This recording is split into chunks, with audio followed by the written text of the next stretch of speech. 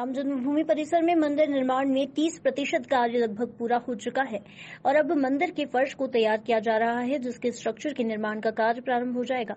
मंदिर निर्माण का कार्य तेजी से चल रहा है और कार्य को देखने पहुंचे राम मंदिर ट्रस्ट के सदस्य कामेश्वर चौपाल में इस निर्माण कार्य के इतिहास को आधुनिक तकनीक के बीच संजोने की बड़ी जानकारी दी है। उन्होंने बताया कि अयोध्या में चल रहे राम मंदिर निर्माण की तिथि को आधुनिक संसाधन के माध्यम से सुरक्षित किया जाएगा।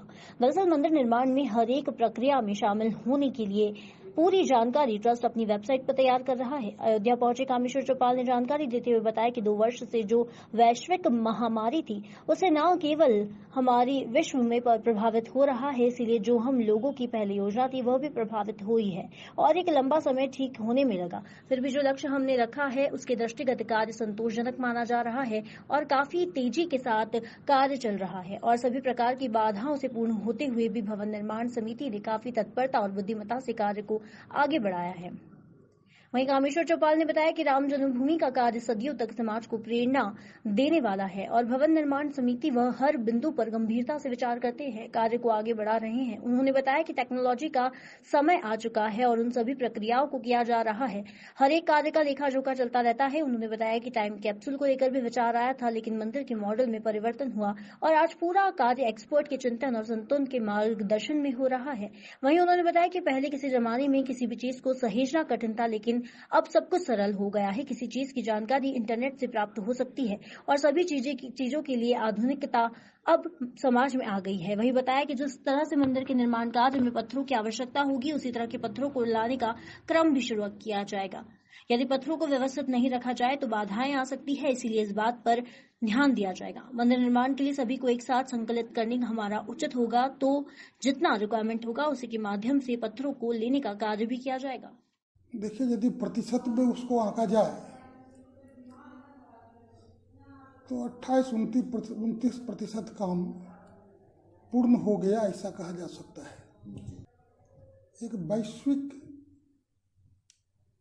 जो महामारी कहिए, उससे न केवल राम जन्मभूमि का कार्य प्रभावित हुआ,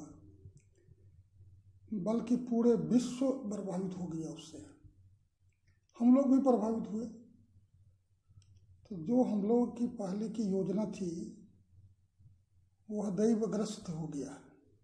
इसलिए एक लंबा काल का समय मर्यादाओं को पालन करने में लग गया है।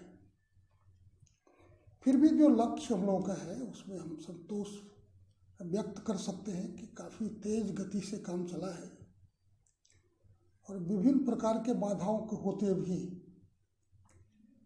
हमारे जो भवन निर्माण समिति है उन्होंने काफ़ी तत्परता से और बुद्धिमत्ता से कार्य को आगे बढ़ाया है कि राम जन्मभूमि का यह कार्य सदियों तक समाज को प्रेरणा देता रहेगा।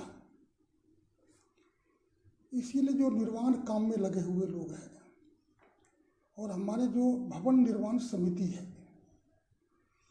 वो हर एक बिंदु पर गंभीरता से विचार करते हैं।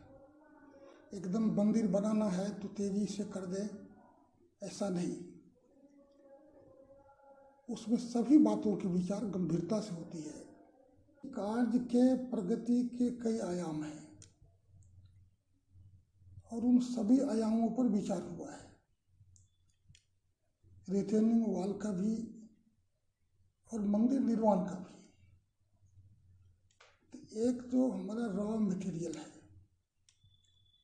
उसकी उपलब्धता, उसको जल्द से जल्द, सीधे पत्थर लाके लगाना तो है नहीं, पत्थर पर जो काम होंगे उन सबों का भी विचार हो रहा था कि भाई ये सब सारे काम कालबद्ध तरीके से हो जाए। इसलिए जो जो एजेंसियां हैं वो सब अपने कामों को इमीडिएटली देखें, वॉच करें और समय बद्ध तरीके से उसको हम 100 समय। प्राचीन जमाने में ये सब चीज़ होता था, बड़ी तेज गति से परिवर्तन हुआ है विषयों में। अब जो नया टेक्नोलॉजी आया है उसमें विषयों को सूचीबद्ध करना, दीर्घ काल तक समाज उसको देख सके, समझ सके, उन सारी प्रक्रियाओं को की जा रही है, जैसे हर एक काम का लेखा जोखा चलता रहता है।